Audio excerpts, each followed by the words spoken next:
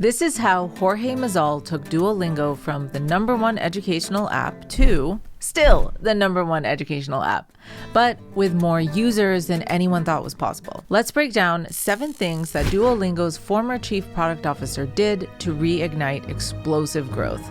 How explosive? This explosive. From 2016 to their recent report in 2023, their daily active users have grown at an almost unbelievable rate. It may look like a smooth sailing rocket ship success, but if we zoom in to Mazal's internal chart, 2018 was devastating. Duolingo was already the #1 educational app, but by mid-2018, their daily active user growth stalled to a single-digit rate. Wait, we're a growth startup that stopped growing, but we need to grow to get the growth startup funding to survive, but we stopped.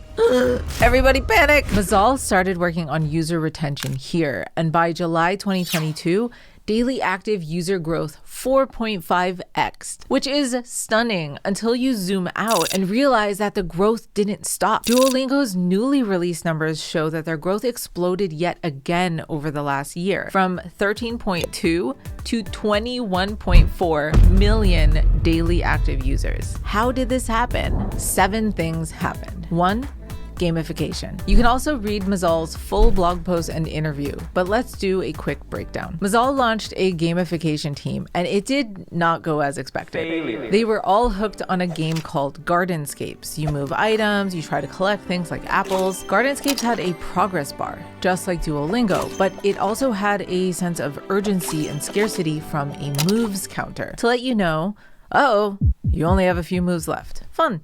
Duolingo borrowed the feature, so to speak. In product management, we borrow, not copy. Everybody does it. It's called following best practices. Duolingo was supposed to be so much more fun and engaging with this gamification feature, but nobody cared. It was a complete failure. In hindsight, Mazal realized Gardenscapes was different. It had a strategy like Tetris.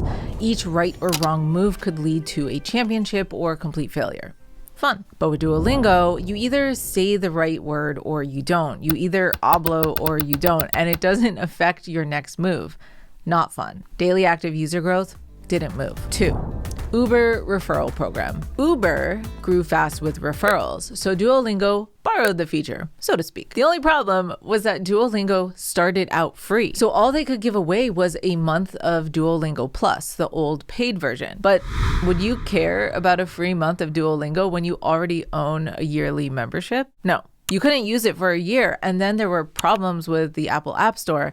Their strongest supporters didn't have a strong incentive, and new users only increased by 3%, which Mazal considered a failure. A lot of companies have tried and failed to borrow, so to speak, Uber's referral program. But Uber rides are like stacking gold. No, I won't be taking the bus tonight. I have all this Uber gold. I could use it tonight, tomorrow. If I had a car, I would sell it because I basically have a free chauffeur now. So are you giving away gold or a free premium month to an app that already starts off free? There's a big difference, and it resulted in what Mazal referred to as a dumpster fire. Mazal now asks 3 questions before borrowing, so to speak, any feature. Why is this feature working in that product? Why might this feature succeed or fail in our context? And what adaptations are necessary to make this feature succeed in our context? These questions would have avoided the gamification failure and may have eliminated the referral program altogether. Nearly all tech products borrow ideas, so to speak, and these questions will avoid a runaway dumpster fire. So after 2 failures, Mazal went back to the drawing board using data. 3, back to the data board. This was Mazal's daily active users model. Every user lands in a bucket, new users come in, and ideally they become a current user. That's where you want them. They didn't use it today? Get them back. Inactive for a couple weeks? Get them back as soon as possible. Find out what happened. Email them, beg them, whatever it takes. You don't want to be like my satellite radio and just wait until I'm a dead user and then force me to call. Cancel my service. Okay, fine. I'll take 6 months of free satellite radio again, but this is the last time. This is a toxic relationship. You want to make your users happy so that they don't want to leave. And after Mazal ran this chart as a simulation, comparing slight improvements in each area for 3 years, he found that focusing on current users had the biggest impact. See this arrow here? That's what it represents. Happy users returning. The clock resets and there is a compounding effect. It's the hardest metric to move to keep users current, but the effects are huge over time. Mazal launched a retention team and simultaneously made a giant gamble to cut off all other priorities, such as new user acquisition. Hello team! You may have heard about my failures in gamification and referrals, where currently we have more new users than any other educational app. Let's stop focusing on that. No more questions. We're focusing on retention now. Marketing, take a chill pill. 4. Leaderboards. Duolingo already had leaderboards where you could compete with your friends. But Mazal learned while working at Zynga that people are more likely to compete with strangers who have similar engagement than with a friend who probably hasn't opened the app in months. So Mazal grouped users into leagues, where you could easily move up into the next league with more engagement. A brilliant way to make things constantly competitive while incentivizing engagement. Yes, daily active users. The feature was borrowed, so to speak, from a game called Farmville 2. But after Mazal asked his 3 questions for borrowing, he deliberately made the leaderboard easier for education. Overall learning time increased by 17%, and the number of highly engaged users tripled. This is called winning, and it happened for millions of users. No one could have imagined that level of success. Or did you, Jorge? You have a metric that you want to move that layers up to a bigger metric you care about, and you can model the impact of that so you know whether you should even try to move it or not. So you only focus on metrics that if you win will actually have a big impact. So it's like a big way to de-risk bets. Any product manager knows to focus on customer retention and big wins, but many fall short where Jorge excelled. He modeled it out, articulated success with a North Star metric, and made brutal sacrifices to get there. He knew exactly where he was going, his team knew, and he knew how to gamble. 5. Push notifications. It was once a big growth vector at Duolingo, and Mazal wanted to reignite that growth, but with one rule. Protect the channel. Don't become Groupon. Groupon was huge a decade ago, and people loved the deals. They started out with emails once a day, and they were awesome. I remember I went skydiving for 70% off. But like I fell from the sky, so did Groupon's cool factor and business. One awesome email turned into many less awesome emails per day. And while the internal testing was positive, people eventually got fed up and just clicked unsubscribe.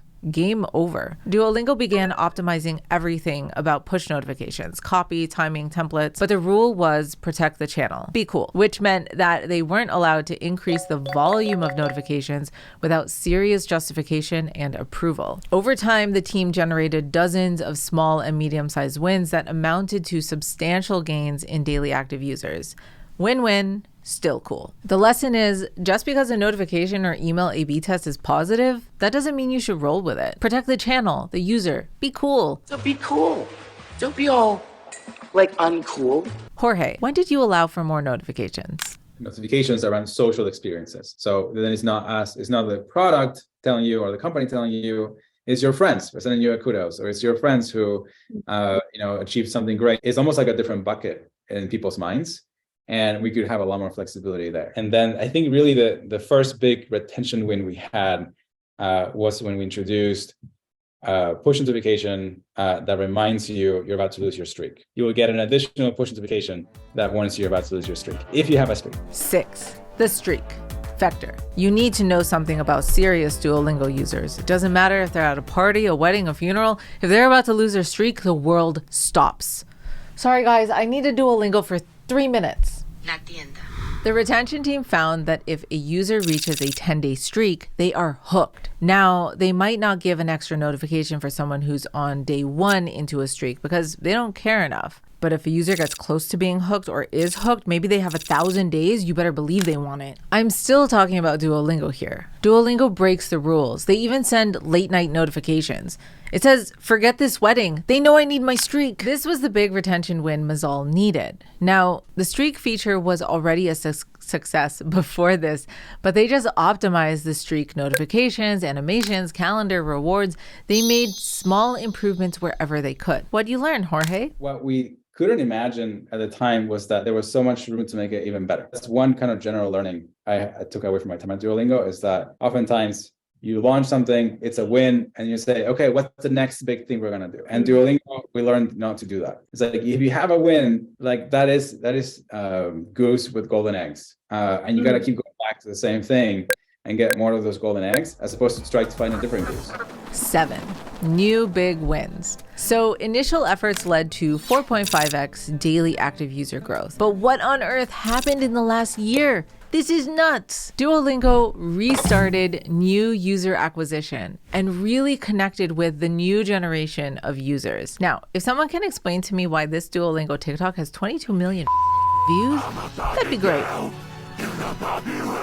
But there's something bigger. In August of 2022, Duolingo launched a major redesign of the app. The old app let you easily pick and choose between lessons and practice features. You decided your path. The new app is a linear progression of all the lessons and features baked in.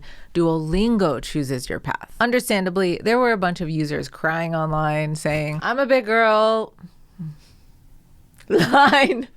I'm a big girl. I want to choose my own path. The customer's always right. Why would you take that away from me, Jorge? I'm a big girl. I want to choose my own path. The customer is always right. Why would you take this away from me, Jorge?